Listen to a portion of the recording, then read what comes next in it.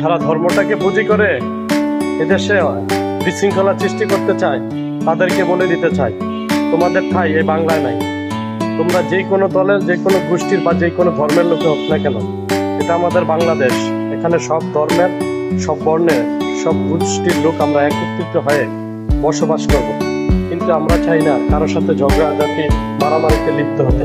আমরা চাই সবাই সবার সাথে ভালো ব্যবহার করে, ভারসাম্য বজায় রেখে এই সুন্দর বাংলাকে আরো সুন্দর করে তোলার জন্য। তোমরা যারা আমাদের দেশটাকে নিয়ে মাতামাতি করতেছো ওপার থেকে, তাদেরকে বলে দিতে চাই, আমরা বাঙালি জাতি, আমরা মুসলিম জাতি। আমরা যদি একবার আল্লাহু আকবার বলে গর্জে উঠি, তোমাদের 100 কোটি আর আমাদের 10 কোটি যথেষ্ট। তাহলে বুঝে নাও শক্তিশালী কারণ। তাই বলে দিতে চাই, আমাদের দেশ নিয়ে মাতামাতি না করে নিজের সরকার তেল দেয়, সেটাই সবচেয়ে ভালো। অন্যের সরকার তেল দেয় না দিয়ে নিজের সরকার তেল দেয়। তোমাদের দেশে তো মুসলিমরা নিজে দিতে হচ্ছে, আর তোমরা মানবতার কথা বলো।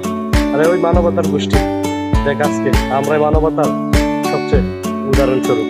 কারণ আমাদের দেশে হিন্দু, বৌদ্ধ, খ্রিস্টান আমরা সবাই একত্রিত মিলেমিশে বসবাস করি। আমাদের দেশ নিয়ে মাতামাতি না করে নিজের কথাই নিজে ভাবো।